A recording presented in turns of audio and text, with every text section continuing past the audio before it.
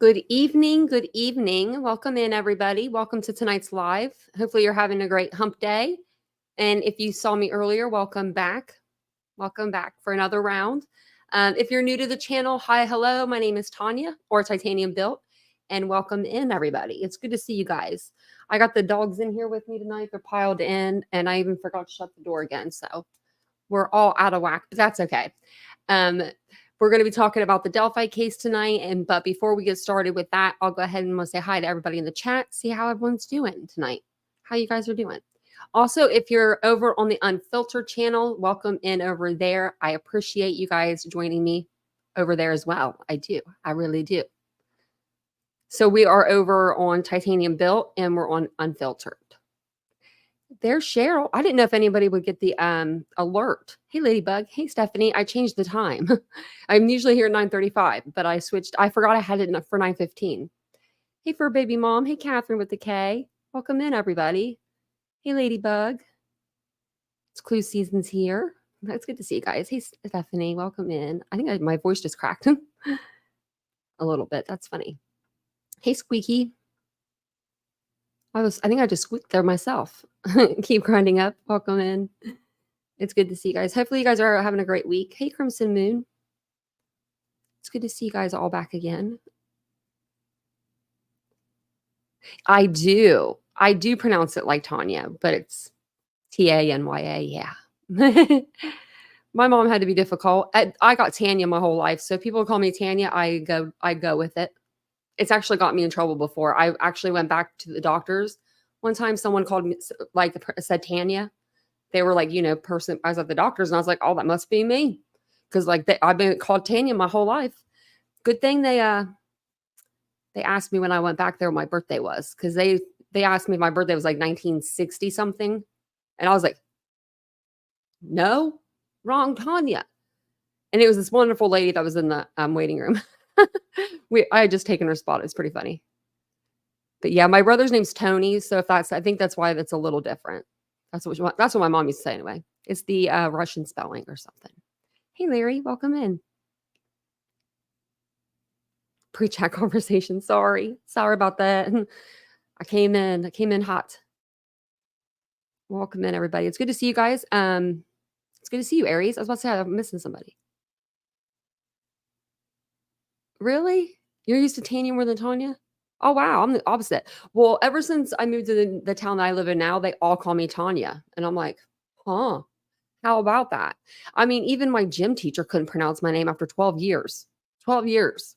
I was a senior in high school. And I'm like, dude, it's not Tanya. I'm not saying present anymore. I'm going to say not present. Where is Mary Beth? That's what I'm missing. Hey, Linda. She's probably waiting until 9:35. Probably don't have those alerts set.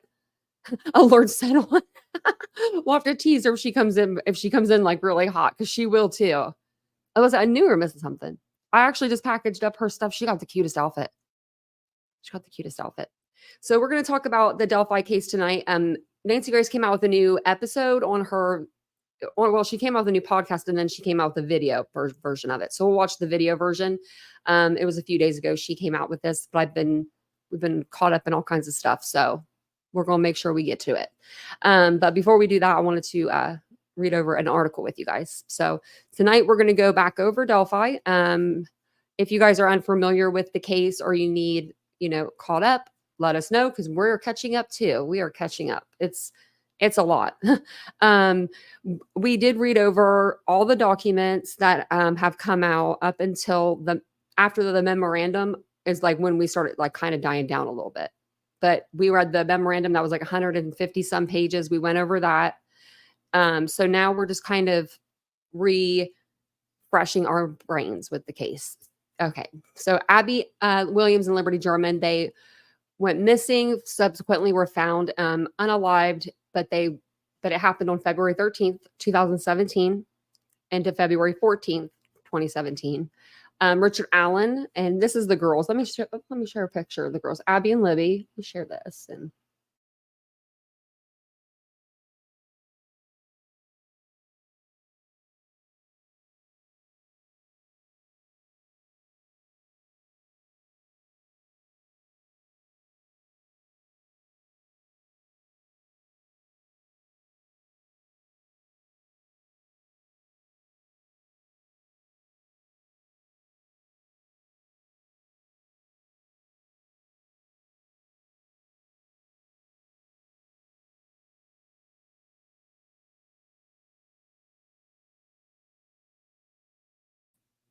Okay.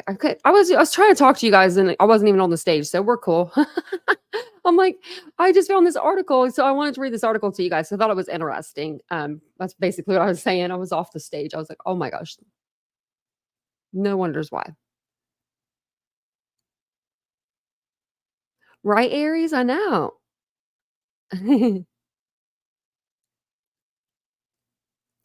Squeaky. Yeah, they did. Richard Allen. I've been watching all kinds of animations today. I watched my trip to the Monon High Bridge Trail. I thought about playing that maybe at the end of the live. Um, my dogs are in it. This is pretty. They're pretty cute. They got little. I'm just like looking at the screen right now. It's pretty cute. I watched Gray Hughes's animations. He has a couple different ones. I also watched this timeline, and I actually, you know what? We're gonna play the timeline um, first. This one, it only goes up until like it doesn't show that, the murder being found. It just goes up until, like, the end of the sketch when they have the sketch of the suspect. So, we could play this because this will give us a little bit of a visual, and then we'll read over the article and get more, familiar as well. But, we did go to the Monon High Bridge last year. It's extremely, nerve-wracking when you look at it. The part that we were on was finished. They're redoing the whole bridge. I mean, it was beautiful. The part that we were on was, you know, um, perfectly sound, but the looking out into the old bridge, you could see how it was decaying away. I don't know how anybody would ever want to walk on that. And I don't see you being able to walk very fast on it because there's planks that were like bent, like messed up or just gone. You'd have to really watch your footing. So I'm not sure, exactly how fast you'd be able to move on that bridge, and it's pretty long. It is pretty long. So we'll play through this. It's just I don't even think it has words. I think it's just music because I was listening to it.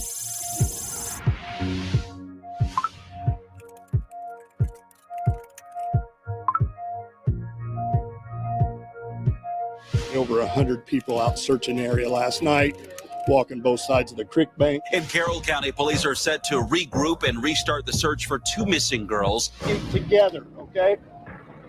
That way we cover more property, quicker time. 21, copter 5. We have found two bodies.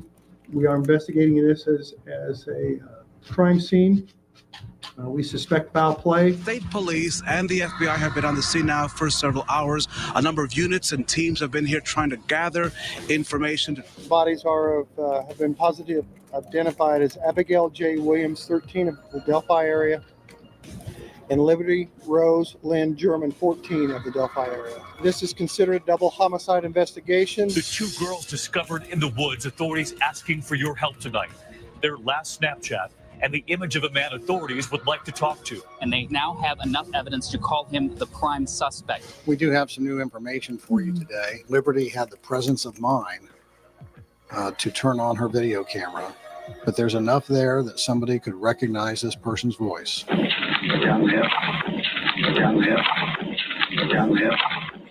if you're watching, we'll find you. There have been more than 11,000 tips come in to our command center. Somebody knows something. Somebody has to know this person, recognize that voice. It's not easy, and a lot of people are putting a lot of work into this, and we're hoping that the tip's there, and we're going to find it. To call this a cold case is just ridiculous. It's not even close. We've learned that investigators will be releasing new information about the man on the bridge.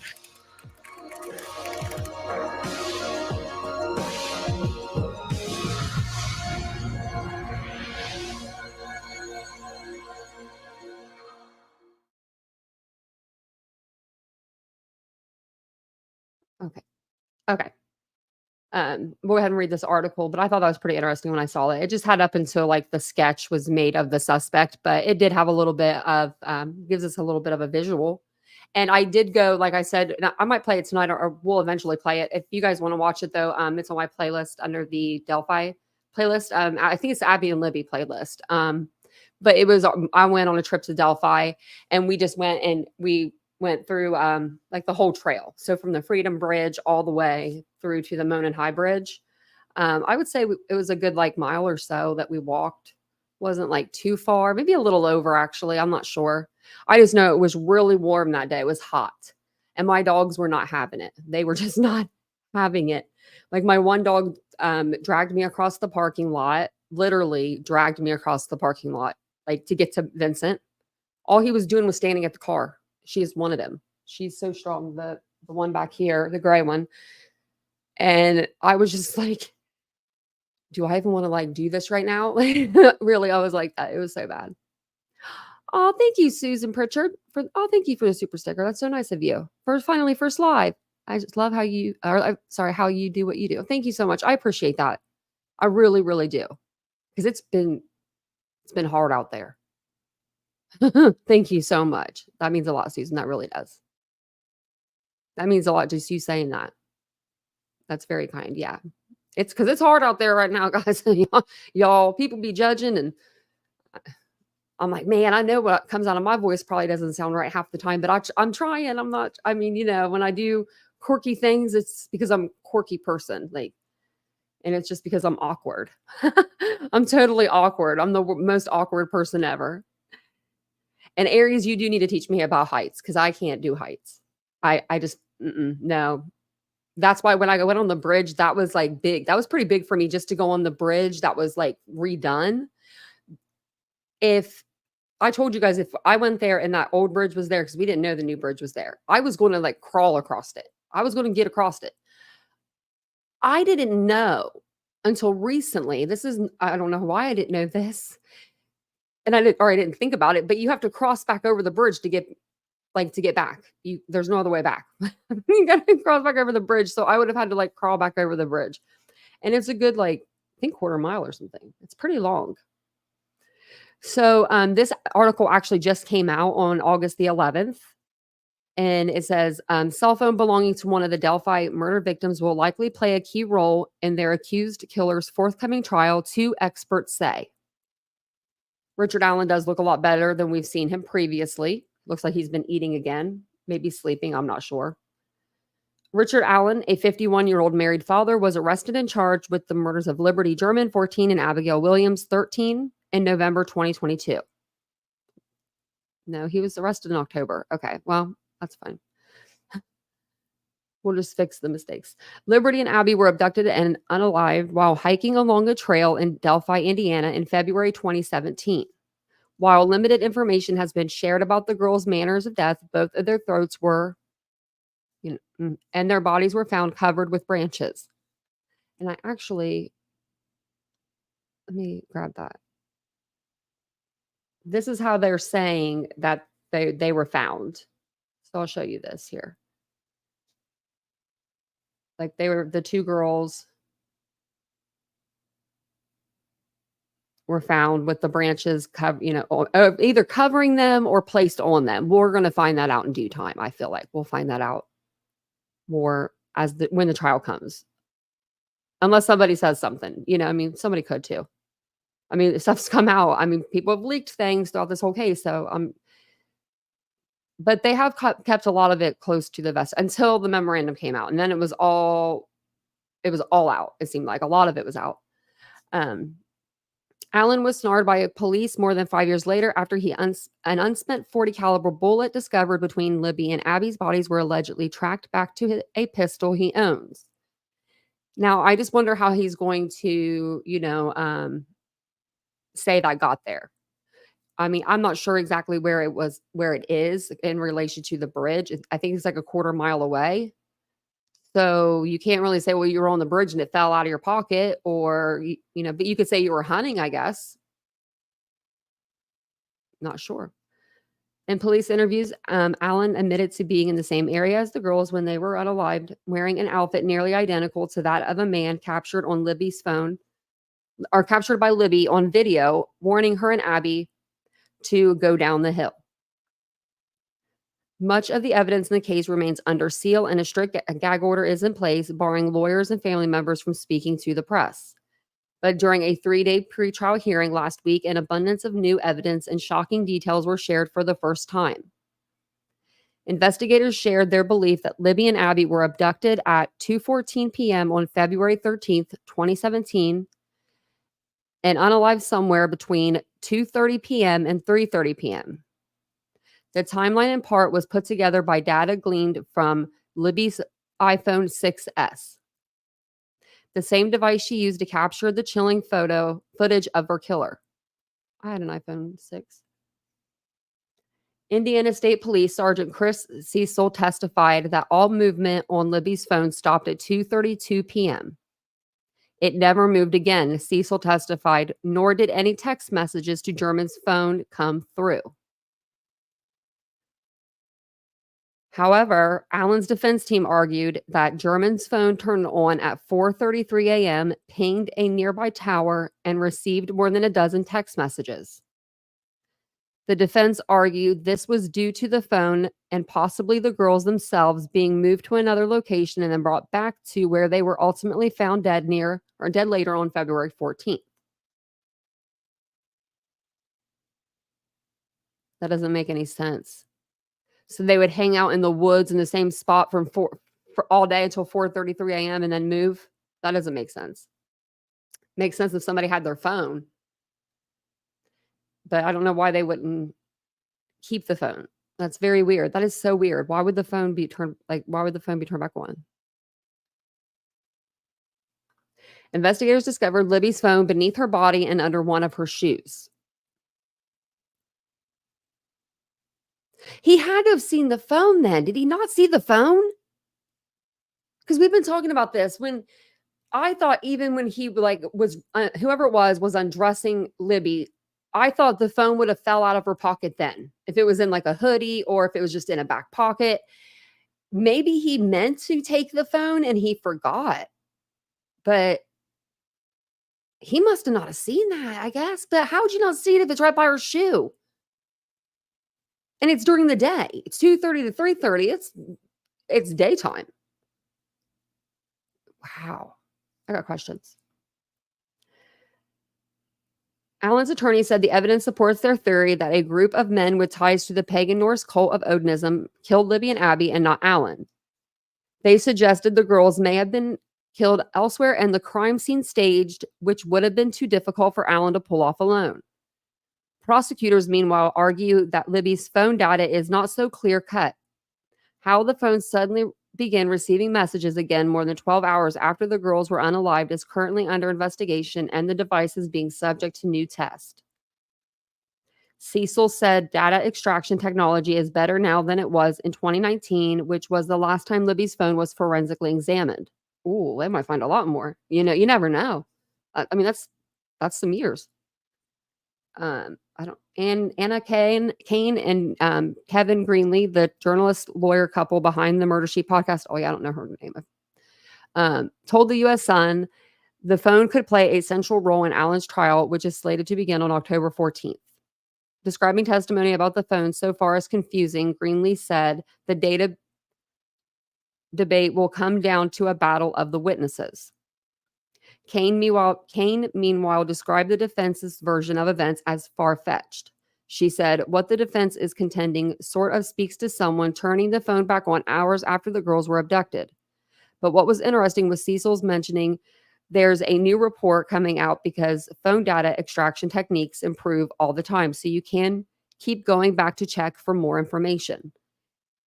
He's working on that report now, so I imagine the difference is going to be that the defense will claim the phone was turned back on, and that's the only way the messages could have come through, and the prosecution will be saying it wasn't turned on, and this can happen for several reasons. I can't speak for any side in this, but it's probably going to come down to whose expert is more convincing. Ooh, yeah, that's usually how it goes, in a way. Especially with phone, I mean,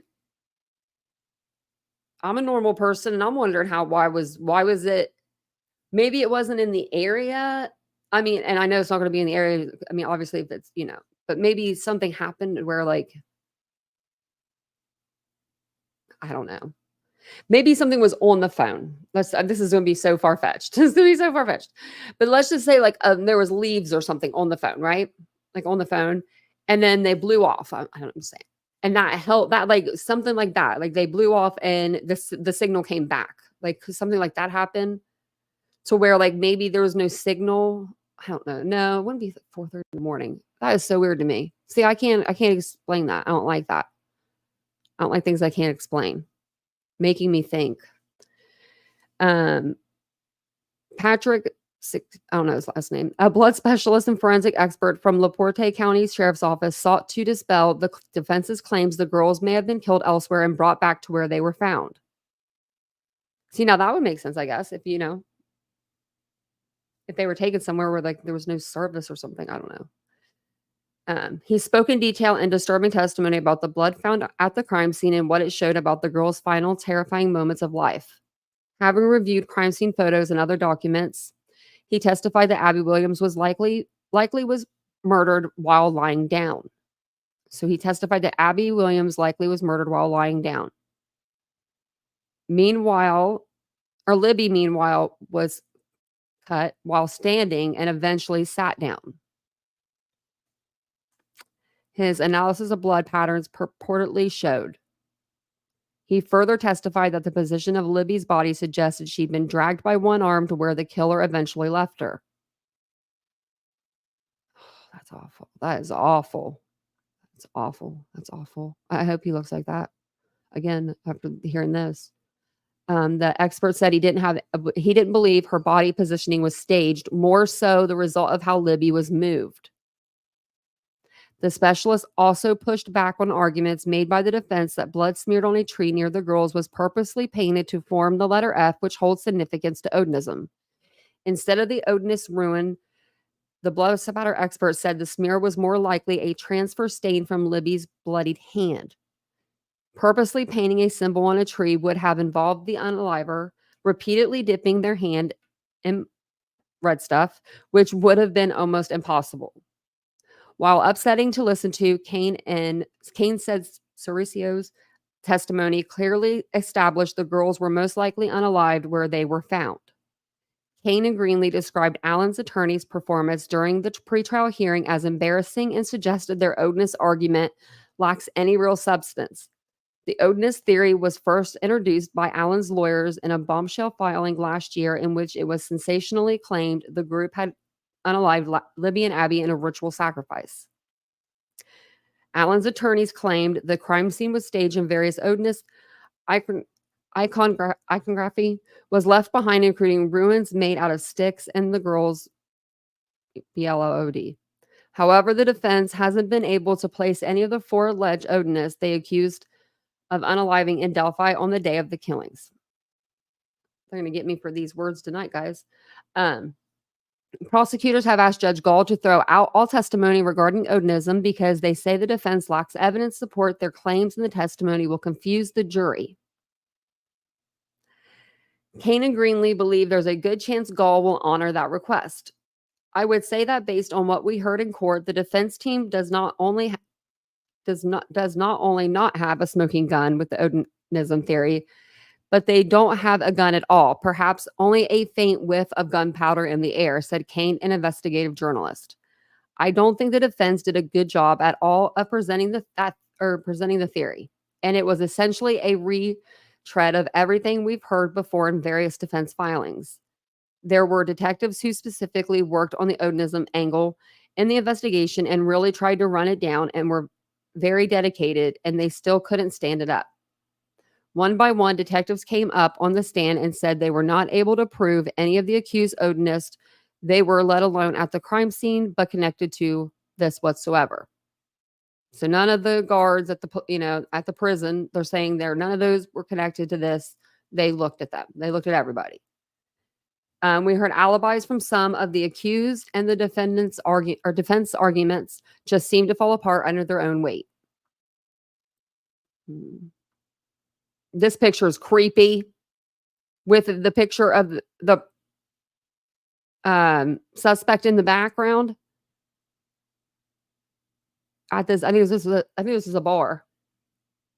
So in the background, like you can see by the door, there's a picture there of the suspect, and this is a picture of the suspect they're looking for. Now, if that's not creepy, that doesn't make your blood boil in a little bit, I don't know what will.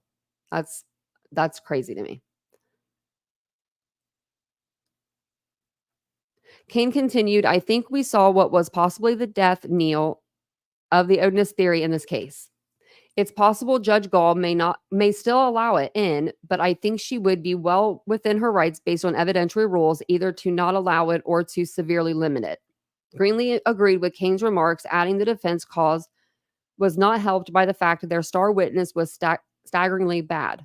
Defense attorney Andrew Baldwin called multiple witnesses to speak to the Odinist theory, including Dr. Dawn Perlmutter, an author who identified herself as an expert in ritualistic crime scenes.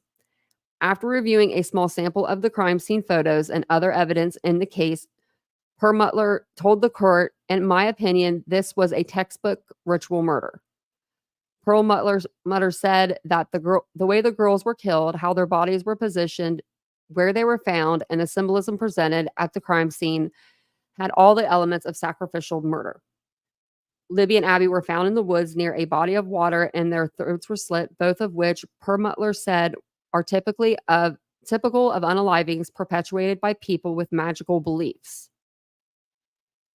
Perlmutter also argued red stuff smeared on a tree in one leaked crime scene photo was painted to form the letter F, which holds significance in the Norse mythology. She also said branches left atop the girls' bodies appeared to have been placed to form runic symbols. When asked if she had any doubts Libby and Abby were sacrificed by Odinist, Perlmutter replied, none at all. Under intense questioning from Carroll County prosecutor Nicholas McClellan, however, she admitted her findings were based on a limited set of evidence. McClellan sought to discredit Perlmutter by highlighting she shared the same opinion about the case on court TV last year, even before she'd seen or reviewed any crime scene evidence. McClellan further pressed what Perlmutter's response would be if she learned the defendant said that the intent was an SA and said that the branches were there to cover the girls' bodies, not an example of symbolic ruins. Sorry. Greenlee, a practicing attorney, called McClellan's cross-examination of Perlmutter among the most devastating he's ever seen.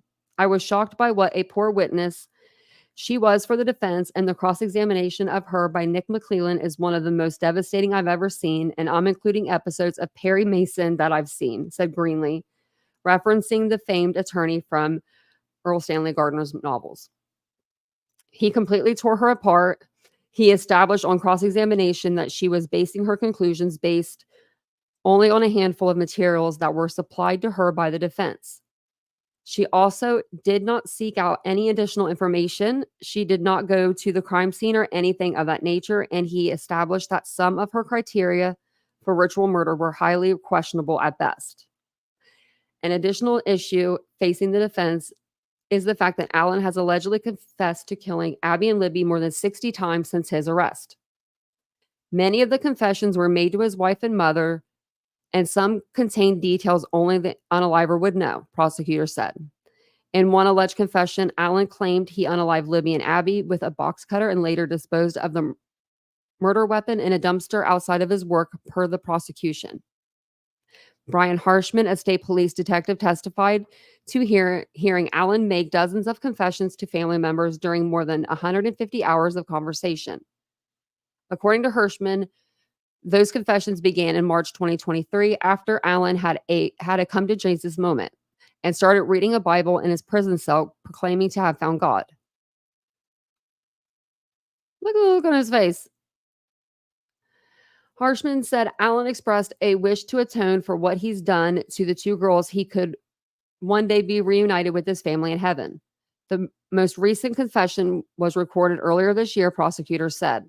Allen's wife and mother reacted with disbelief, anger, and shock at his confessions, Harshman said, telling Allen they're messing with your mind or stop talking about it. Harshman testified that Allen expressed fears his family would no longer love him after the trial, particularly after seeing graphic images of the girls' bodies. Indiana State Police Lieutenant Jerry Holman also testified that Allen had confessed directly to him, as well as other few inmates. A lead investigator at the prison where Allen was being housed and Dr. Monica Walla, a prison psychologist who met regularly with Allen, both testified about Allen confessing to the murders. Allen's defense team, meanwhile, contends that their client confessions were false and the result of an apparent steep decline in his mental health. The defense claimed Allen was suffering from a case of stress-induced psychosis that was triggered by being unjustly locked into solitary confinement for months on end and treated like a prisoner of war. I need a break. I need a drink. Sorry. Thanks, guys, for being here. Appreciate it. Hi, Mind of Monsters. Hey, Nash Native. Hey, everybody coming in. Welcome in, everyone. It's good to see you guys. Good to see everybody. Good to see everybody. Welcome in.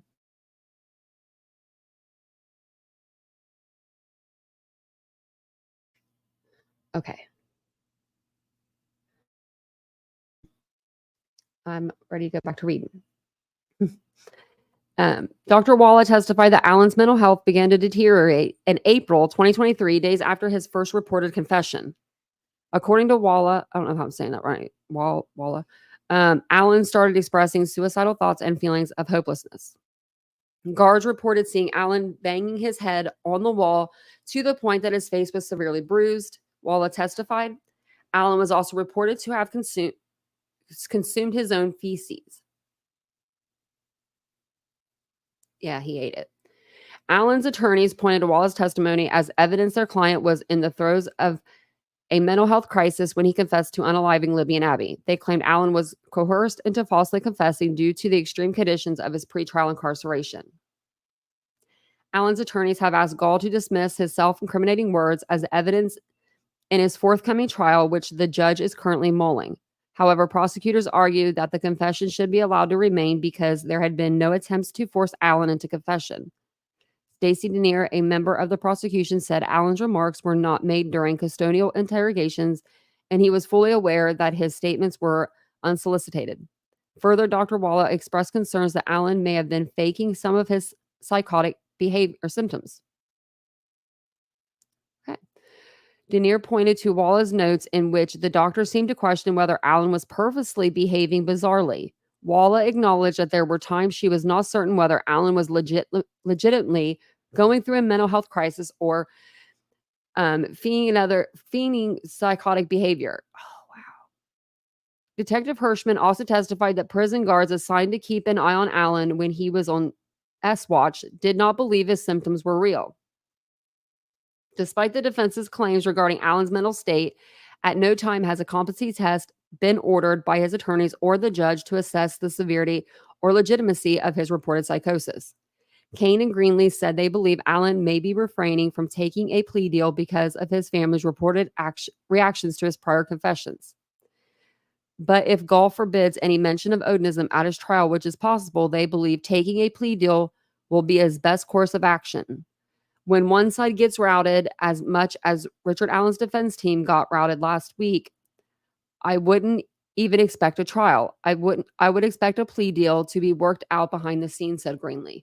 The defense really had their hats handed to them last week, and it's difficult to imagine a path to victory for them. Their hats weren't just handed to them, they were stomped on the ground in mud and then handed to them, added Kane. That's brutal. It was honestly embarrassing. I'm shocked by the lack of defense they provided for their client up until now. I agree with Kevin. In a normal case, these attorneys would be sitting down and figuring out a plea deal in this case, because as it stands, the defense has a mountain to climb. Wow. Okay. Well, they're saying, Richard Allen, you going to jail. Hey, CJK. Hey, Wizard Walt. Going to jail. So I didn't bring out my Nancy because I didn't want to scare the dogs. She's up in the closet. I might bring her out. Maybe I will scare the dogs. It'd be kind of funny. But they're just really cute and they're sleeping so good. I don't want to do that to them. But we'll go over here. We're going to listen to Nancy. She's back. We haven't listened to her in a while. It seems like we haven't watched Nancy in a while. We haven't heard her voice over here on this channel. But yeah, this is, I don't know if he's killed before. I mean, now has he done another crime other than this? Probably. I would say so. You don't just go from zero to this, I don't think. I mean, you think there'd be something else in there, but maybe they'll find some stuff. Either way, it's not looking good for Richard Allen. I mean, but he's confessed a lot of times. We can't overlook that. We can't just say, well, that was because of prison conditions. I mean, 60 times, that's a lot. But thanks for being here. If you don't mind, hit the like button, hit the subscribe button, all the buttons, hit the buttons. And thank you guys for being here. Breaking news tonight. A Delphi murder suspect is By the way, I like her hair. It looks really nice. claiming these two little girls, Abby and Libby, ages 13 and 14, were murdered by a pagan cult. This as reams of evidence is pouring from the witness stand, but what will be allowed in front of a jury? Good evening. I'm Nancy Grace. This is Crime Stories. Thank you for being with us.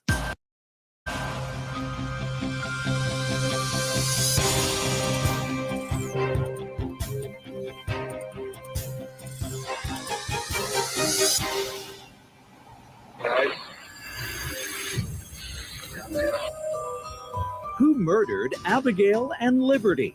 A suspect is caught on video with his menacing instructions. Down the hill. So much happening in a court of law, but what will the jury be allowed to hear? Something really doesn't seem right, that we know all of this evidence, but the jury may never know it. For instance, listen. Testimony during the hearings confirmed several details about the crime scene.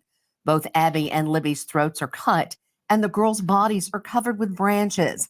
Libby is found completely nude, and Abby is dressed in both hers and some of Libby's clothing. Aside from the neck area, the clothing found on Abby is mostly clean.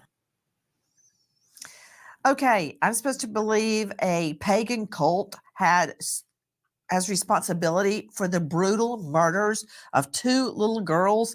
One, I believe, naked. The other one had on the other's clothing. Hold on. Let's get the facts straight. Joining me an all-star panel to make sense of what we know right now and living through the entire probative hearing, which means evidence pouring from the witness stand, Susan Hendricks, well-known investigative reporter, journalist, and author of Down the Hill, My Descent into the Double Murder in Delphi. Susan, thank you for being with us. There's so much happening. I hate to get bogged down in the whole pagan cult did it, but the reality is the defense is naming actual names as to who they believe are the real murderers connected to this pagan cult. What about it?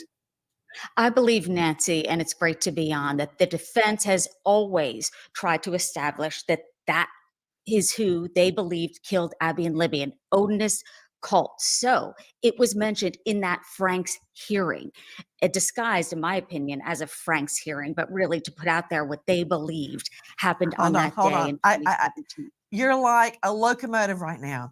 You're steaming forward, but you're carrying a payload. So much evidence. I mean, I taught English briefly while I was waiting to get into law school. I need to dissect, like you put the verb here and the adjective here. And you just said a lot. And we're like 10 seconds into our program. Hold on. So first of all, you said a Frank's hearing. Now, in every jurisdiction, unless you're talking about federal law, states ascribe a different name to their hearing. Now, in this particular jurisdiction, isn't a Frank hearing a claim that law enforcement lied in some aspect, be it the probable cause, search warrant, arrest warrant, or some other aspect of the case? Isn't that what a Frank's hearing is in that jurisdiction? Absolutely, Nancy. I'm glad you stopped me because there is so much information here. I'm used to just saying it, the Frank's hearing. What they were alleging was that Sheriff Liggett lied in what he thought was at Richard Allen's home in order to get that search warrant. So the attorneys are trying to throw out what was found. Wait. What search warrant? There's so many. So the defense is claiming we have to have a Frank's hearing because Sheriff Liggett, lied. Now, okay, I'm not saying the sheriff did or did not lie, but you're also saying to hey with that, that was just a pretense to try to get the defense theory out there. Okay, what are they claiming Liggett lied about? saying that he specifically had more evidence than he did, it wasn't really clear why they thought he was lying. What they did say was, hey, we need a hearing. We want it tossed out. But Nancy, that Wait. Frank, You have sat through days and days of evidence, and they never made it clear what Liggett lied about, the sheriff. What, really? the Franks hearing was 136 pages. So in that convoluted memo with a lot of grammatical mistakes was why Liggett lied. And I remember getting that. I was at CrimeCon or hearing about it first, and I was with the family members there. And I didn't read the entire memo because to me, it was the defense's way of having the media read it. Well, wait a and then minute. Whether spew out you, the you information. look, you did not fight your way into law review at law school. Okay, you don't have to tell me what's in. I thought it was 139 pages. But that said, you could be right. You heard the hearing. Did they ever come forward, the defense, and claim what Liggett allegedly lied about? I mean, because I've never known you to be wrong on a fact, Susan, ever. So if they didn't give a clear picture about what the Franks claim is after that many days of testimony, okay, let's just suffice to say they're claiming Liggett lied about a warrant. Which warrant? Arrest or search? Search. Search of what? Of Richard Allen's home. Oh, which they did end up searching. Because there were his so home. many search warrants. I got to make sure which one is in jeopardy over an alleged lie by the sheriff. Okay, hold on just a moment. I'm going to get into the meat of this. The claim that Norse god worshippers really killed the girls and everything else that's happening in the courtroom. But Rich Schoenstein is joining me, a veteran trial lawyer, partner with Tartar, Krinsky, and Drogan.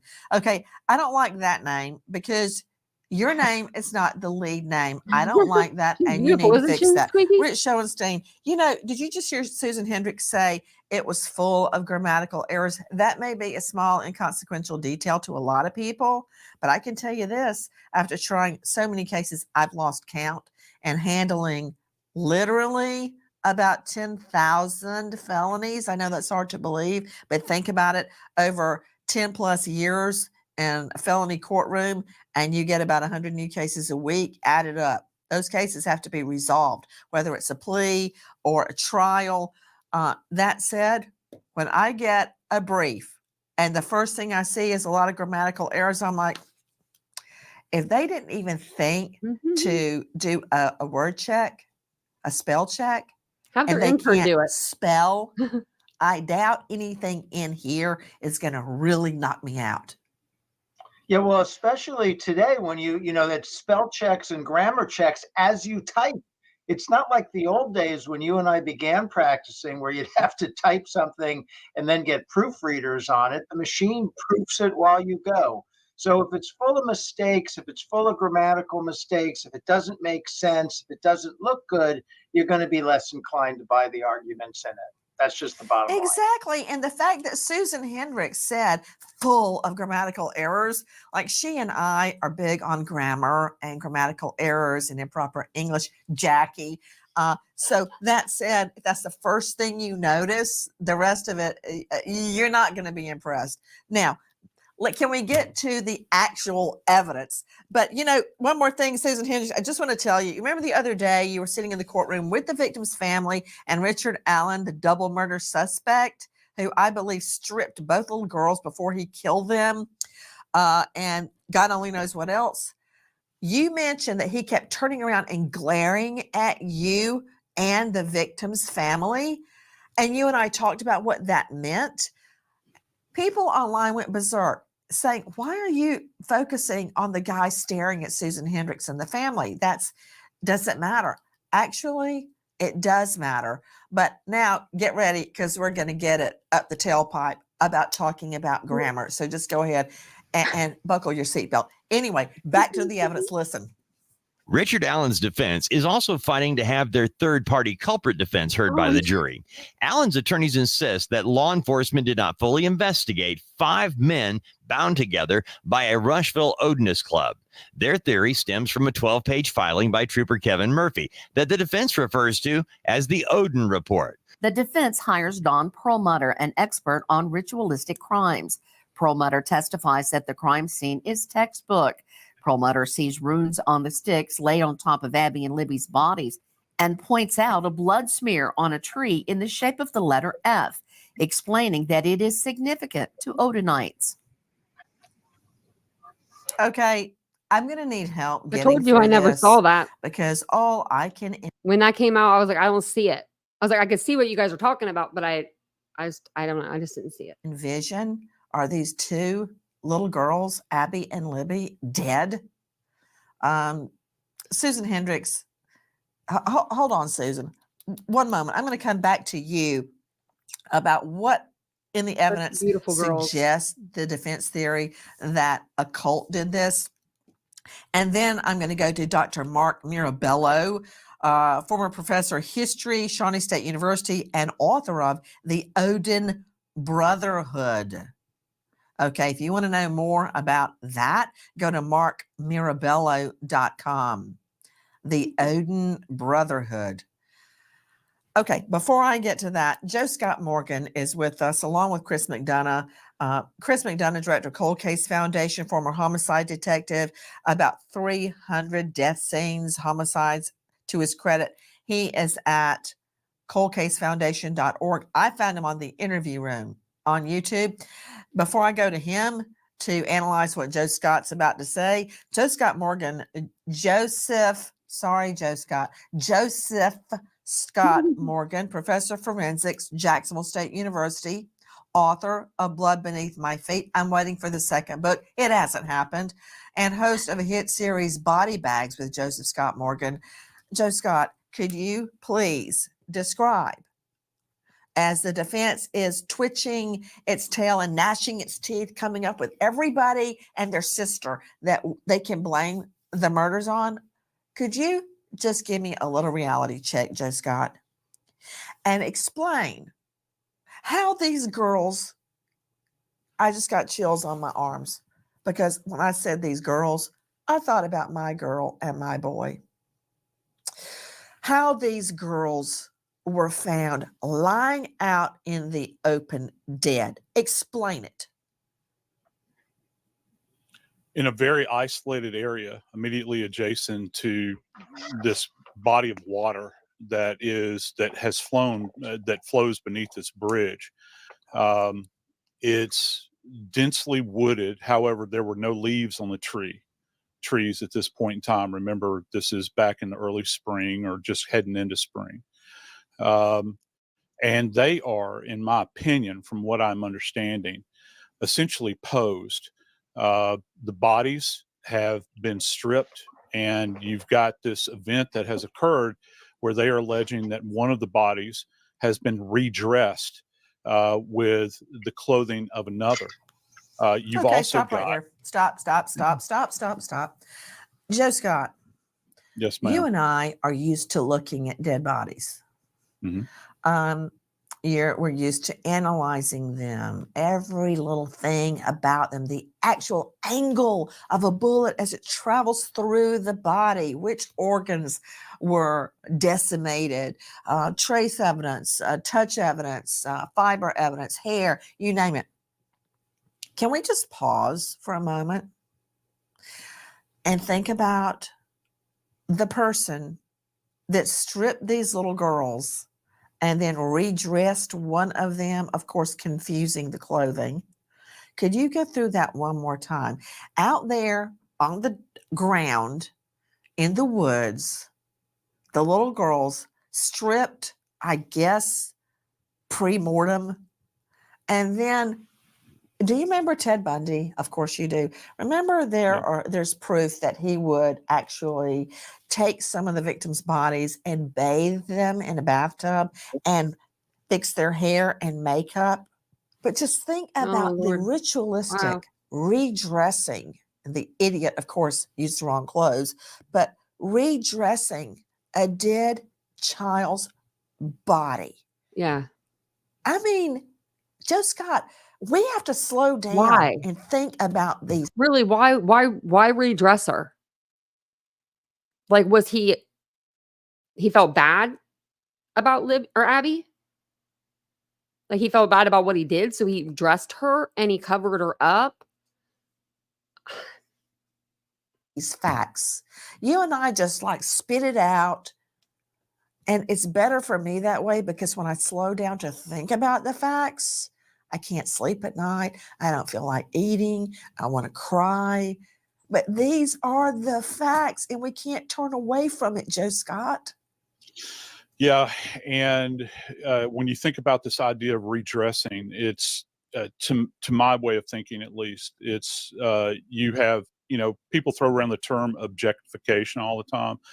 This is literally pure objectification, where you're talking about you have dehumanized the individual. They're treated like dolls at this point in time, so that you can play dress. Dragged Libby by her arm. I mean, that's Up with them in some kind of twisted manner. I've actually been involved in a series of that's barbaric. That's like barbaric. serial killings that I've investigated back in the early part of my career, where an individual would do the same thing, and it is evidence of kind of a demented mind that does this, that engages in almost this necrophilic behavior. Chilling details emerged during a 3-day hearing for the Delphi murders. Evidence pouring from the witness stand, and this is what has always driven me crazy, among so many things, is that we on the outside looking in will know more of the evidence than the actual jury will ever know, because so much of this evidence is being ruled out. With me, an all-star panel, and we're stuck on the theory that paganists that worship Norse gods actually murdered Abby and Libby. Joseph Scott Morgan, death investigator, and I were just describing how the girls were completely naked, and then the killer redressed one of them. And I'm thinking about the mind of someone that would so desecrate a little girl in this manner. But we may think it's outlandish. We may think it's far-fetched. It is. That's why we think that. But if the defense can snag one juror and cause a mistrial, that's a huge victory for them. Just one juror that buys into this crazy, zany thing. Now, I want you to listen to how they're taking a zany claim that worshipers of the Norse gods, I'm talking about Thor and Odin, about the Valkyrie, the women warriors who fly through the sky. And even if they're killed in battle in this pretend world, they arise to fight the next day again. That's what they believe. Okay. How can that be translated into a real life defense? Listen. The defense argues that Brad Holder, the father of Abby's boyfriend and a known Odinist, was ruled out as a suspect too quickly. The defense alleges Holder posted several eerie photos on Facebook in the days after the murders, including one that appears to mimic the crime scene. Court documents say the pictures show two girls lying in the woods in positions similar to how Abby and Libby's bodies were discovered. Holder also posts runes and a photo with the letter F painted on a tree. We need Jan to go Before there. I can even formulate my next question to Susan Hendricks, investigative journalist and author, I need to get some facts. Dr. Mark Mirabello is joining us, who has now shot to fame because of the book, The Odin Brotherhood, that he wrote before any of us had even heard of Odinism. Gee, how did we miss that? Odinism. He had already written a book. Dr. Mark Mirabello, so great to have you with us. Now, the defense is claiming that Odinist. Does he look like he's just chilling or what? I think he looks like he's sleeping right there. Is he awake? Actually murdered Libby and Abby. And they're pointing toward what they claim are runes, which I believe are rocks, but I'm not really sure, lying on the body or around the body. What are runes and what do they have to do with the pagan religion of Odinism? Side-eyeing. By the way, several points. First, Mm-hmm. I'm now Professor Emeritus, which is retired and a great honor. Now, answering your question, the Vikings used the runes, and oddly enough, they seem to resemble Etruscan writing style from northern Italy. We're not certain of the origin, but the runes were designed to be carved into wood, bone, and stone. Now, because the Vikings were overwhelmingly illiterate, like a lot of illiterate people, they thought writing was magical.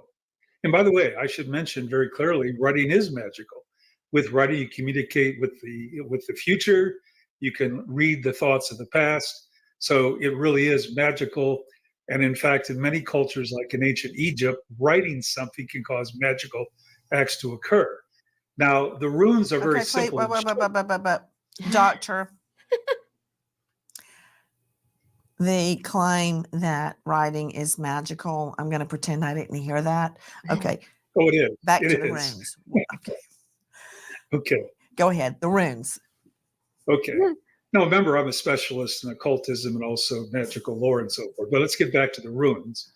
And frankly, let me just specify that this is not a human sacrifice. I mean, anyone who knows anything about the history of religion understands this is not a human sacrifice.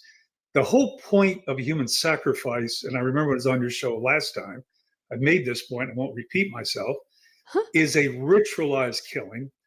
It's what's called a comedy of innocence, where you pretend you're not really killing someone. A simple murder, you're killing someone, you're cutting their throat, whatever, shooting them. A ritual sacrifice is essentially you're pretending you're not. And the whole purpose of ritual sacrifice is to either earn the favor of the gods, give gratitude, atone for some kind of offense. For example, the ancient Greeks, when they killed someone, would dip their hands, even soldiers, in a pig's blood that they had sacrificed to purify them. They couldn't go back in the temples. There's Mary Beth. So again, the sacrifice serves a purpose. And the important part is the ritual. You don't do this in the middle of nowhere and start spreading sticks on the bodies or putting an F on a tree. You would, if this were really a sacrifice, the felon would bring the little girls to a location and he would act out a ritual. Kind of like the way, if you've ever seen the Dexter show, the serial killer, how he acts out a ritual when he kills the serial killers. Very important. Wait. Hold on. Wait a minute. Wait. Put him back up, please, Liz. See what you just said? I hope the state is listening. Who doesn't know about Dexter? By the way, there's a reboot, just so you know. Hold on. Wait. Let me take this in just for a moment because I'm formulating an opening statement and a closing statement. And in this case, the state will have the final closing statement, which is very, very critical for the state. It will be the last words the jury hears before jury instructions, before they go deliberate. And this is critical because, see, I'm hanging on your every word. This could mean justice or injustice for the families of Abby and Libby. And I'm telling you right now, Dr. Mirabello, that this is the direction in which the defense is going. Why? Because they've already put it out there. They're kind of stuck with it now. Now, hold on. When you compared it to Dexter, now see, that's something a jury and myself, we can understand. I'm going to circle back to you, Joe Scott Morgan, on Look at the eyes. all the Latin mumbo jumbo you throw out there, and you expect all of us to understand it. We're not medical doctors, Joe Scott. We're not death investigators. But what he just said, if you tell a jury and you compare to like Dexter, someone that most people can relate to, have seen it, and remember how he Joe Scott, lays out plastic, surrounds himself with plastic, and only uses certain tools, and has a ritual where he puts the victim's pictures up all around the defendant, and the defendant wakes up and sees what he has done before Dexter kills him. That's a ritual, and that's something jurors can latch onto to further Mirabello's assertion that this was no ritual. He basically molested and murdered 2 little girls in the woods. That's what happened. Get it? Yeah, let me tell you something. I'm old enough to remember when every damn case out there was referred to as a ritualistic killing. When I started working back in the 80s, everything was pushed off on ritualism. There was a Satanist around every corner. Need I remind people of the McMartin case, preschool case out in California? That was one of the biggest frauds that was ever foisted on the American public. And I think we're going down that road here, Nancy. When you think about it, if you're talking about an individual that is out in the woods, there's going to be a very specific area. If this is a ritualized event, there will be an area where they do this all the time. In this little area, it's ridiculous. Please join us on our mission to find missing people, especially children, to solve unsolved homicides. If you're on the go, catch us on your favorite podcast app where you can get to take apart what we are learning from Susan Hendricks, investigative journalist and author of an incredible book, Down the Hill, My Descent into the Double Murder in Delphi. Okay, wait. I want to go back to Mirabello. Dr. Mark Mirabello literally wrote the book on the Odin Brotherhood. As fantastical as this defense theory may sound, they're actually attaching it to real people. If just one juror gets sucked in, the state is screwed. Technical legal term. Listen. The defense team refers back to Trooper Kevin Murphy's investigation, during which he learned that Rushville Odinist Elvis Fields allegedly described the crime scene in detail to his sister. Murphy writes that when questioned about that admission, Fields denies any involvement in the murders, but strangely asks if he will be in trouble if his spit is found on the girls' bodies. Fields also has ties to Brad Holder, frequently reposting or copying Holder's Facebook posts. Oh, dear Lord in heaven, as a prosecutor, that's what I don't want to hear. Okay. But you have to hear it and you've got to confront it in your opening statement. Susan Hendricks, help me. The defense is going to claim, under the Odinist theory, that a Rushville Odinist, Elvis Fields, described the crime scene in detail to his sister. Now, I can explain that. Enough details had leaked out in the local area and sometimes in the press that he could latch onto those details and then regurgitate them to his sister. But I'm not sure what about him asking, will I be in trouble if my spit is on the girls? Oh, yeah. Where'd that come and from? the investigator, Nancy, Kevin Murphy, he was on the stand. And by the way, he broke down in tears when seeing the crime scene photos that were handed to him, breaking down in tears and saying, yes, I interviewed Elvis Fields. I pulled him up to his house. He came to my door and asked that question.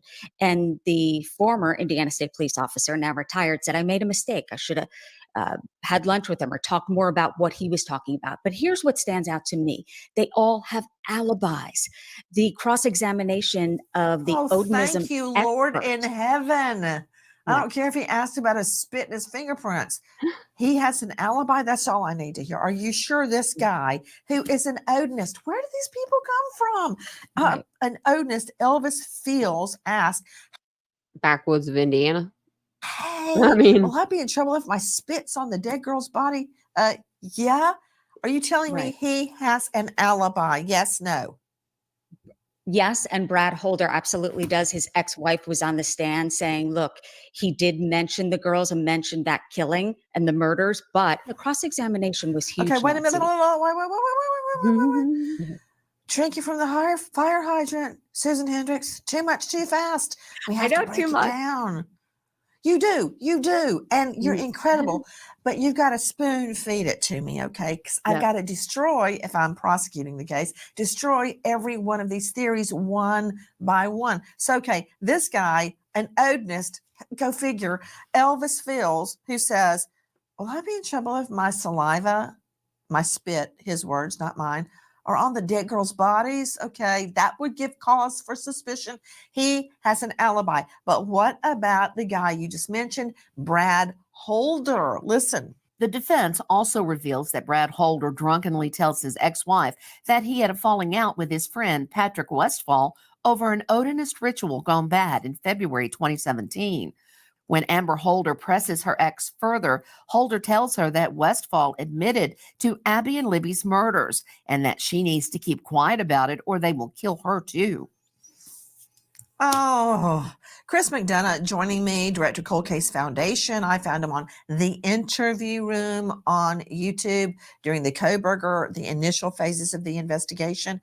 Chris McDonough, what do we do with idiots who make false confessions, drunk confessions to their wives, crazy confessions to their sisters, when there are alibis proving it's not them? I don't know why people do that. Well, the first thing you do is you slow down, and whenever Elvis enters the building, you stop and you think logically. Okay, number one, you have the suspect on the bridge on video. Okay. And if this is if we're going to the Vikings here, then, they really worked really hard to make the universe on schedule that day, because you have this suspect on top of the bridge and there's supposed to be this whole little coven underneath the bridge, having this ritual of some sort. And then these two poor little victims who are out on a walk end up showing up. This case has all the indications of a highly sexually fantasized play out. Put him up, Fantasy please. playing itself. Put him up. Chris McDonough, do you ever have to leave our program and then just go take a hot shower and scrub yourself? Did you hear what you just said? I mean, you just said that murdering these two little girls was part of, I believe you said, a highly sexualized fantasy? Killing Correct. two little girls? Well, they were both swapping nude. parts of Yes. their clothes, leaving them naked out in the woods, their bodies potentially being torn apart by animals, Crazy. while the parents and the grandparents are just like vomiting out of fear and pain, looking for their little children. I mean, that's his sex fantasy. You know what? Yeah. It's almost more than I can take in. Nancy, not only that, think about the horror that the children are going through, i.e. there's a gun involved, okay? He's stripping each of these children. And why is he doing this? Maybe Is he did that. Maybe he stripped them down so that they wouldn't run. You know what I mean? Like, they wouldn't run from their clothes. Like, you're less likely to run if, maybe if you're like nude and you're more vulnerable like that, especially being that young. holding one of them at gunpoint, okay? And if one was there being held at gunpoint, the other one wouldn't run. Like, even if she had the chance, I feel like that I feel like they would stay, like, because they're best friends, stay together. And while the other one is putting the other child's clothing on, does he then kill that victim in front of the other victim who ends up potentially running? True. There's evidence that one of the children were running at that point. This guy is playing out his fantasy, and it's not going the way he wanted it to. And the brutality of this is shown, the fact that a knife was now used, and these poor children, had to suffer through that pain and that suffering in of itself. Yeah, I never thought about that either. I just thought of it. It was the first time I thought of Two it. other Rushville Odinists with ties to Brad Holder, Elvis Fields, and Patrick Westfall are also named as potentially missed suspects by the defense. Although the men live nearly 130 miles away, one of their girlfriends told investigators that she loaned her car to her boyfriend around Valentine's Day 2017 so he could visit Odinist friends in Delphi. Her boyfriend returned the car to her with dried blood down one side, and she says he refused to explain where the blood came from. What, is she a crime scene tech? Did she test the substance that was on the side of the car and know it to be blood and human blood? Really? So wait, is this another Spectre, part of the SOD, some of the dude did it defense? The defense in this case is going to parade in front of the jury. An ex-girlfriend, can you imagine why, says her boyfriend drives to Delphi so he could visit his Odinist friends and comes back with blood on the side of the car and wouldn't explain it. That is not a sufficient evidence to claim that boyfriend was responsible. In one word, Susan Hendricks, it's going to be hard because you have so much knowledge now after sitting through all of these days and days and days of hearings. Can these guys be alibied by the state? Yes, no. Yes, and they can't be tied to at the cross-examination. I know it's one word, but they could not be tied to the crime scene at all, any of them, even though they were investigated, which it was 6+ years till anyone was arrested. So you understand the investigation, but then were they tied to the crime scene? And the answer time and time again on the stand, no, no, no. Do they have alibis, like were they punched in at work, where there's a Brad receipt Holder was placing them at punched in, Walmart? yes, punched in at work and punched in at the gym. What Brad about the Holder, others? I'm not sure if Elvis Fields has an alibi, the one who turned around and said, if my spit was at the scene, but nothing connects him, no evidence to the crime scene. I guarantee you right now, the state is scrambling to get an alibi for all of these guys. But as Susan Hendricks just explained, you have to be physically tied to the scene, as we believe this guy, Richard Allen, is tied to the scene. But I want to go back to Dr. Mark Mirabello, Professor Emeritus of History, Shawnee State University, author of The Odin Brotherhood. You just explained how, unlike Dexter, there is no ritual at all regarding the murders of these two little girls, Abby and Libby. What else strikes you as proof this was not some sort of a ritualistic killer? Ritualistic killer, yes. Go ahead. Well, off the top, one point that's curious is Elvis means I see God. Now, incidentally, for your audience, most of which are probably Christians, not all Norse pagans are called Odinists. They tend to be called Asatru. The more conservative are the Odinists. Now, I've studied these groups since the 1980s. I've never seen any evidence of human sacrifice or even animal sacrifice. Now, earlier peoples would sacrifice. Ancient Romans did, ancient Greeks did, and so forth. Incidentally, Paul in his writings refers to Christians eating meat offered to devils. What he's referring to is you could not slaughter an animal in ancient Greece or Rome. It was always ritually killed. And again, back to the point, they call the Dr. modern Mirabello, you've heard forest, trees. What about this scene tells you it's not a ritualistic killing? As I said before, and it's really clear, they would not do something in such a haphazard way. I want to make it very clear that, and this is important, it sounds like I'm moving in the weeds, but it's not. Earlier peoples all practiced various forms of sacrifice. And if it had been one offered to Odin, it would be what's called a sky sacrifice with a piercing. And that's based on the Old Norse story that Odin sacrificed himself to himself. And by the way, we find bodies from the Middle Ages where they're sacrificed this way. And what the sky sacrifice refers to, he hanged himself on the world tree. That's the tree that holds up the 9 worlds, which is the universe. And then pierced himself with a spear as an offering of himself to himself. Now, 19th century scholars thought this was a curious story. Please stop. And assumed, Please stop. Please stop. Please stop. Please stop. Okay. TMI. Too much information. Now, while I personally am fascinated by everything you're saying, and that's not tongue in cheek, I actually mean it. I can't put all this in front of a jury. That's just like you're an encyclopedia. You're a walking encyclopedia as it relates to the Odin Brotherhood. But I have to think in practicalities. I have to say to a jury, this is not a ritualistic killing because X, Y, Z. And then I need to put you on the stand and very simply explain why. Here's a good start. Listen. On cross-examination, prosecutor Nicholas McClellan points out that Perlmutter also had, quote, no doubt the murders were ritualistic in a TV appearance months before reviewing any evidence. McClellan also claims Allen admitted he only used the sticks on the bodies to cover them. A blood pattern expert testifies the apparent letter F is likely just a smear from blood on Abby's hand, and McClellan gets Perlmutter to admit there's no physical evidence tying any of the named Odinists to the crime scene. Okay, Susan Hendricks, let me understand what I just heard from Crime Online's Dave Mack.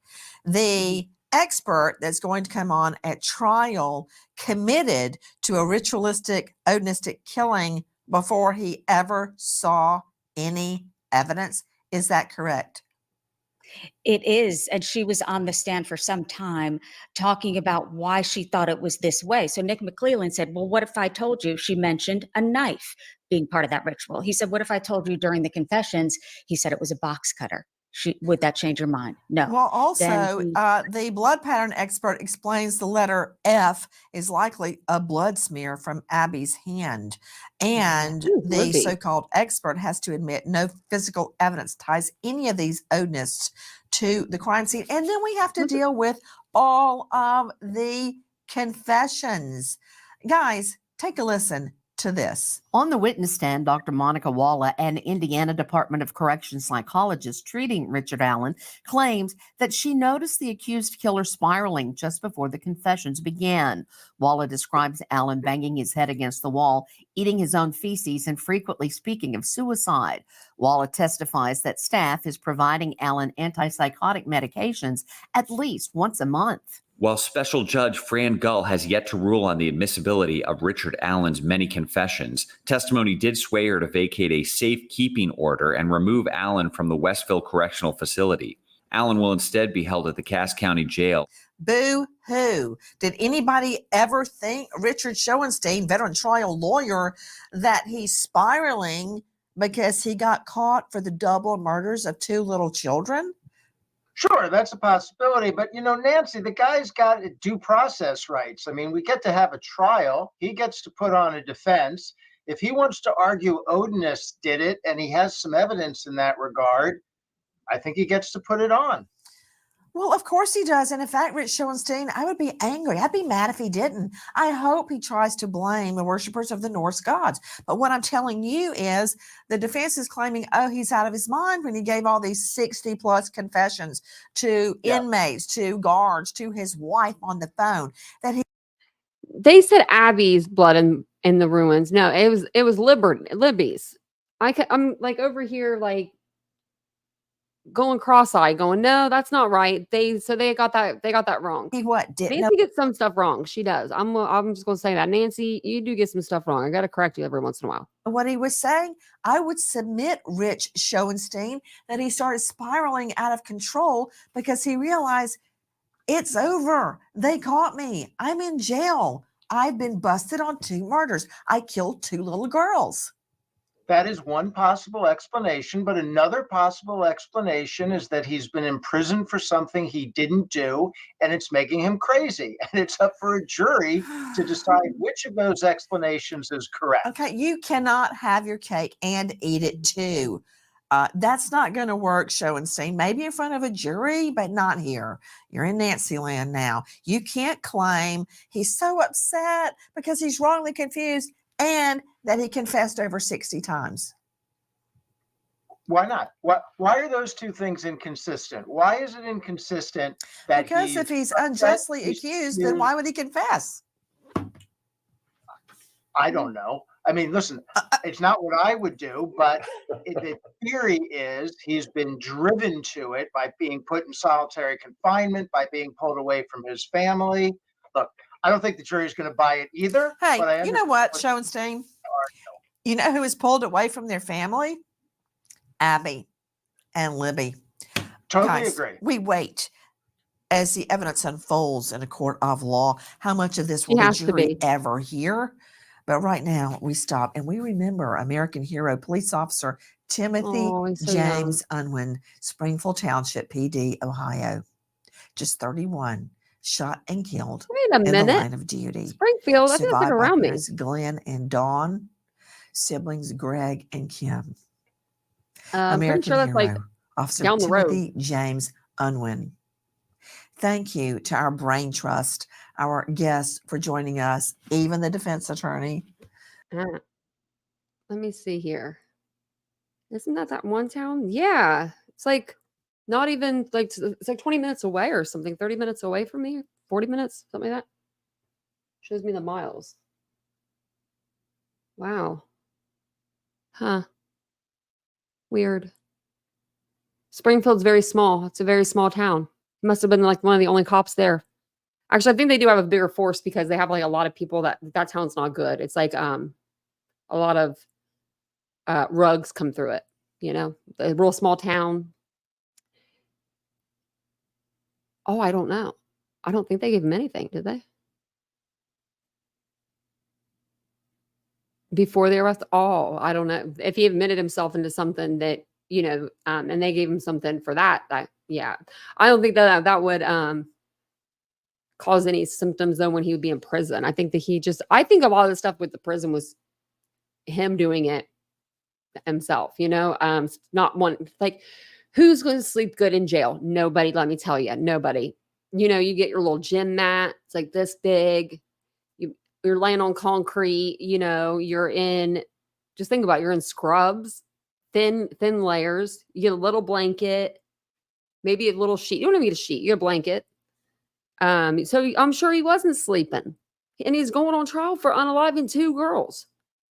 And then you know, he probably wasn't eating because that food is probably not edible.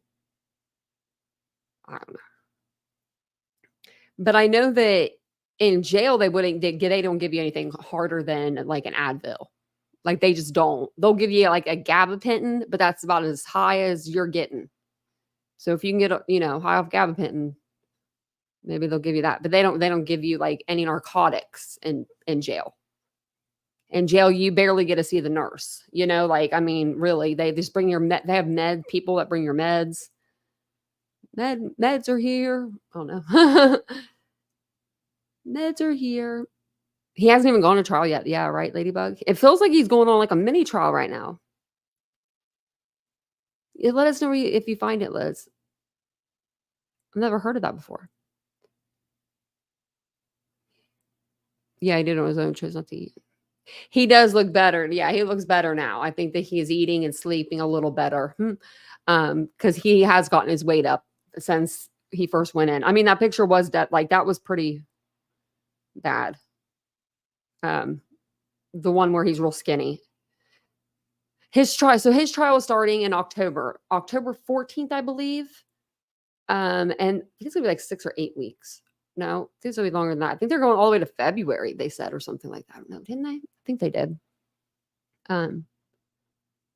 Maybe it'll tell us over here. Next hearing is August 23rd. And it'll be a status hearing.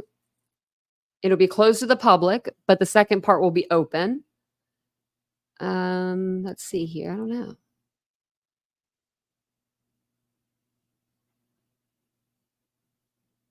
Okay, so yeah, just seeing if there's anything new.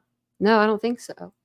I don't know. I think that they're going all the way to like October, November, December. That wouldn't be so November. I don't know, a couple months, I would say. They said the trial's going to be pretty long. Yeah, it's in October. I thought it said they had an end date to like February something, I thought, but maybe not.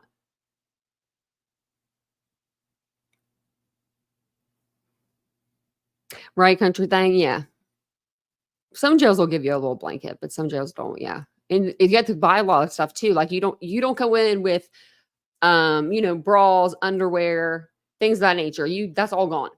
Like everything that you come in with, it's taken away from you. So you have to buy it again. Like if you want an undershirt because you're cold, You got to buy them through commissary and stuff like that. Jail sucks. Who'd want to go to jail? I mean, who'd want to, really like, oh, it's so bad. Who would want to be in there? Like I just can picture that sitting there by yourself all the time. Yeah, he's in solitary. Wow. They don't want him doing nothing. Really, Richard? Maybe Rikers. Yeah, maybe they would. I don't know. Never been near there, but I'm not jail material. I'm not. Me neither. I'm not either. I'm not either. I wouldn't do well. I wouldn't bode well. Could you imagine that, just sitting in jail? Oh, I don't even know. I would just be so boring. That would be awful. I'm like, that would be awful. I like my freedom too much too. Hey, PM, I love my freedom. I don't take it for granted. Let me tell you that. Some people do get better in jail than out here. They do, Tony. That's the sad part. I watched that, Liz. I started watching that series when I was in the hospital. It came out. Like, I think it was maybe the first or second season or something. 10 years. That was 10 years ago. I remember because my brother brought me an iPad to use because he was like, a phone is too small because I had I was blind in one eye. Thought that was very sweet. Well, I guess I'm gonna get off here. Can't eat, sleep, move without permission. Yeah, I know. Yeah. I don't do well with rules either. So I'd probably be locked up in solitary all by myself all the time. I'd be getting in trouble. Oh, yours did? Wow. No underwear? Then what's the point of the bra, really? I guess for extra support. I don't know.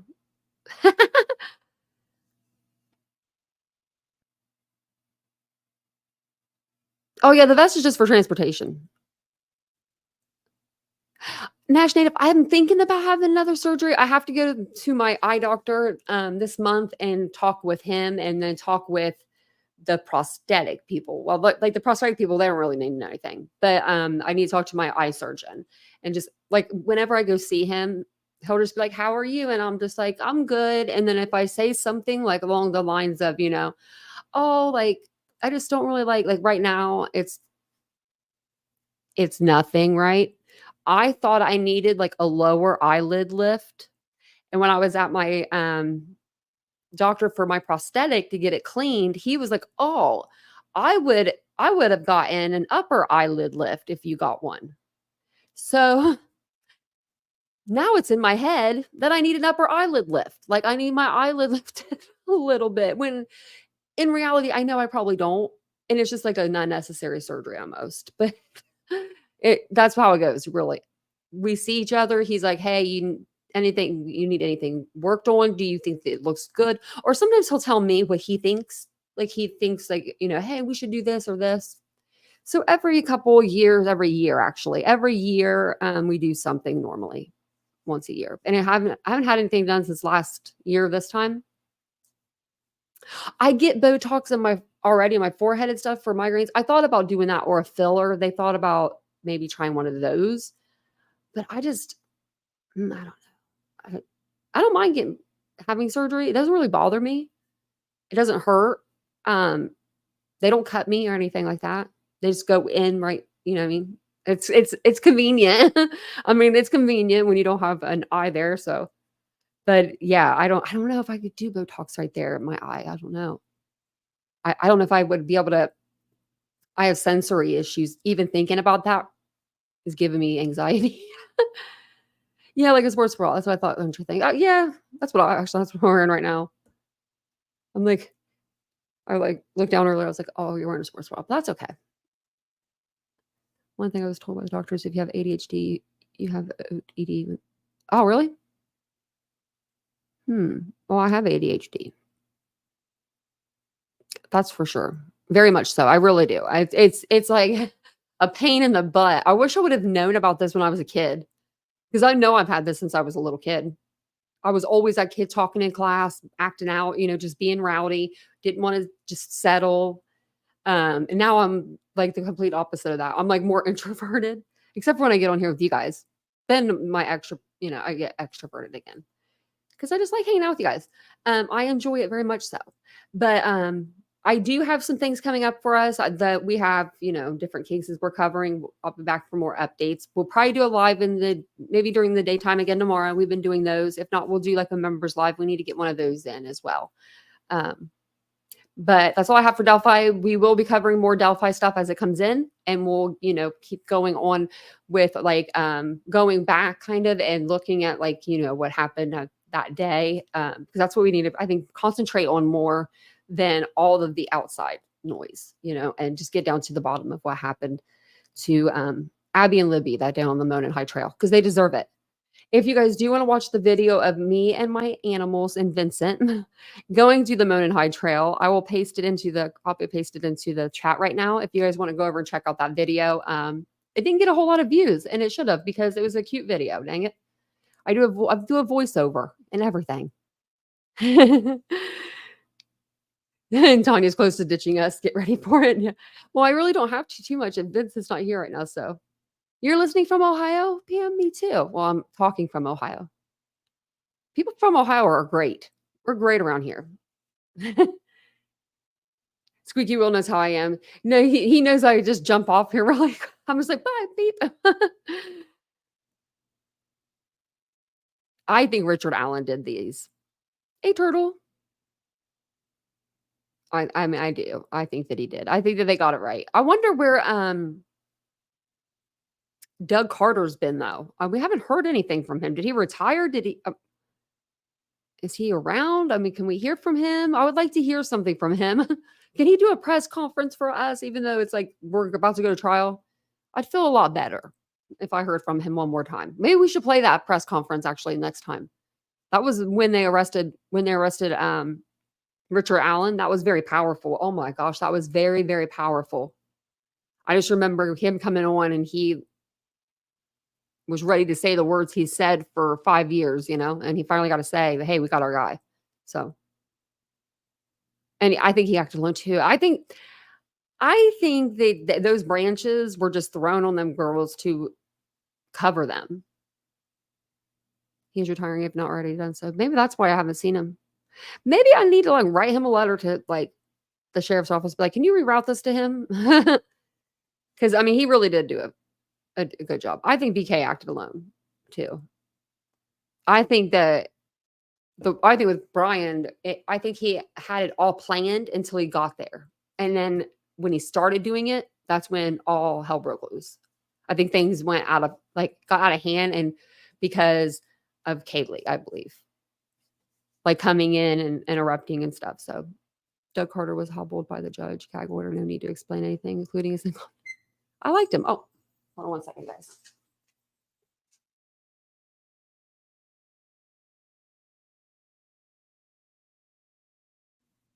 Okay, now I'm leaving you guys. That's my cue to go. Vincent just got here. Taco Bell? Wow. In Ohio?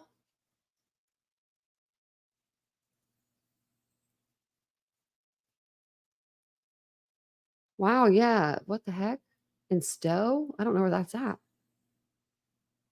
2 dead following suspected murder, suicide at Taco Bell drive-through. What? That's crazy. Did they get like the wrong order? Did they get in an argument in the car and the person said, forget it? That's 3 hours away from me. Wow. Oh man, bless the families. I mean, oh man. How does that happen? I mean, in the drive-through, imagine being the workers and just, I mean, hey, Patty, I meant to say hey to you earlier. Gosh, I love Petty Crocker's name. It's the best. It's one of the best on YouTube. I love that, Petty Crocker. Yeah, Stowe's 3 hours away from me, so that's good, I guess. But oh my gosh. But thank you guys for being here tonight. I do appreciate it. I will see you guys all tomorrow on tomorrow night's live.